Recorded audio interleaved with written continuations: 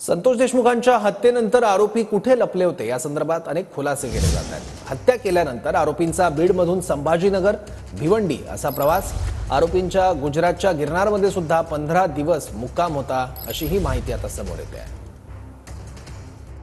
मस्साजोगचे सरपंच संतोष देशमुख यांची हत्या करून आरोपी बीडच्या वाशी गावातून फरार झाले।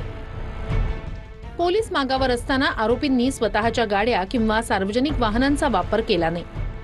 सुदर्शन घुले, सुधीर सांगळे आणि कृष्णा आंधळेनं बीडमधून बाहेर जाण्यासाठी जंगलाचा रस्ता निवडला।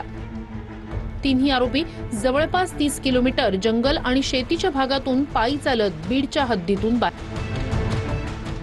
हद्दीतून बाहेर पडताच आरोपींनी हायवेवरून खासगी ट्रॅव्हल्स पकडली। तिन्ही आरोपींनी प्रत्येकी 1000 असे 3000 देऊन छत्रपती संभाजीनगर गाठलं। छत्रपती संभाजीनगरहून तिन्ही आरोपींनी ओला कॅब करून थेट पुण्यातील भोसरी गाठलं। भोसरीतून शेअर कारनं आरोपी भिवंडीत सुदर्शन घुलेच्या एका मित्राच्या ठिकाणी पोहोचले। 1.5 दिवस थांबून आरोपींनी गुजरातच्या दिशेनं पळ काढला। गिरनारच्या मंदिरात 15 दिवस मुक्काम केला। पैसे संपल्यानं व्यवस्था करण्यासाठी मंदिरातून बाहेर पडलेला कृष्णा आंधळे परत आलाच नाही। शेवटी सुदर्शन घुले आणि सुधीर सांगळे पुण्यात दाखल झाले।